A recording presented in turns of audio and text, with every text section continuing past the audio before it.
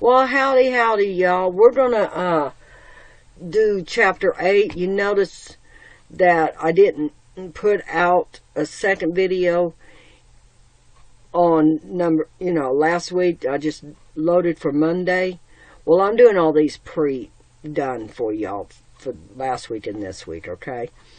Because I was giving y'all a chance to read chapter 7 and look into that before I started chapter 8. So this week is chapter 8 for you, okay?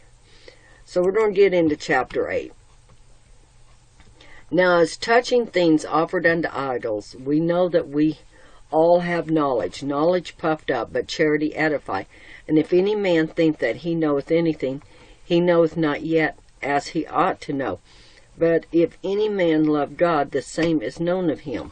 As concerning, therefore, the eating of those things that are offered to sacrifice unto idols, we know that an idol is nothing in the world, and that there is none other God but one. For though there be that is called gods with the little g, y'all, little g, little o, little d, little s, okay? Whether in heaven or in earth, but to us there is but one God, the Father, of whom are all things, and we are him, and one Lord Jesus Christ, by whom are all things, and we by him. Howbeit there is not in every man that knowledge, for some with conscience of the idol unto the hour eat it as a thing offered unto the idol, and their conscience being weak is defiled. Now I'm going to short this for y'all. This part here is just basically telling you, don't eat anything that's sacrificed to idols. And if you're eating in, okay, if we eat not, are we worse? So whether we eat or we don't eat, okay, it could become a stumbling block to them that are weak, okay, but it ain't gonna hurt us. But God just says not to do it, okay.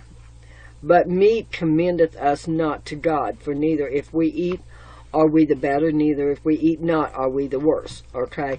But we don't want to eat, make somebody think we're eating sacrifice food to some idol out there. It could be a stumbling block, okay? So don't do it, okay? For if any man see that thee which hath knowledge sit at meat in the idol's temple, shall not conscience of him which is weak be emboldened to eat those things which are offered to idols? In other words, we're teaching them to do that. And through thy knowledge shall the weak brother perish, for whom Christ died for. But when ye sin, go against the brethren, and wound their weak conscience, ye sin against Christ.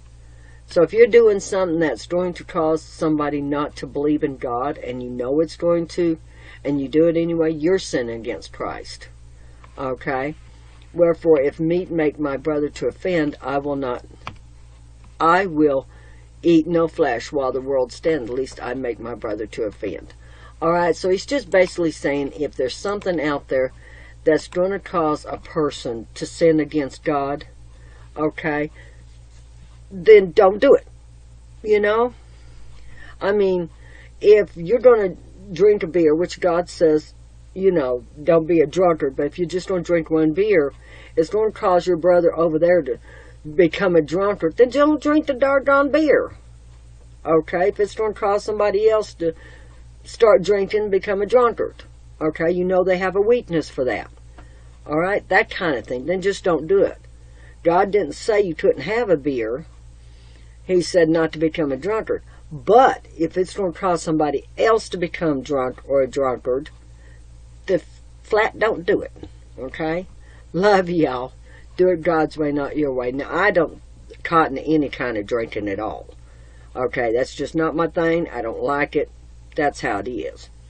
But a beer, as long as it don't make you drunk or cause you to not be sober, then I don't, they had wine back in the old days. Okay, but if it's a problem for you, or if it becomes a problem for somebody around you, then just flat don't do it. Simple as that. Love y'all. Do it God's way, not your way.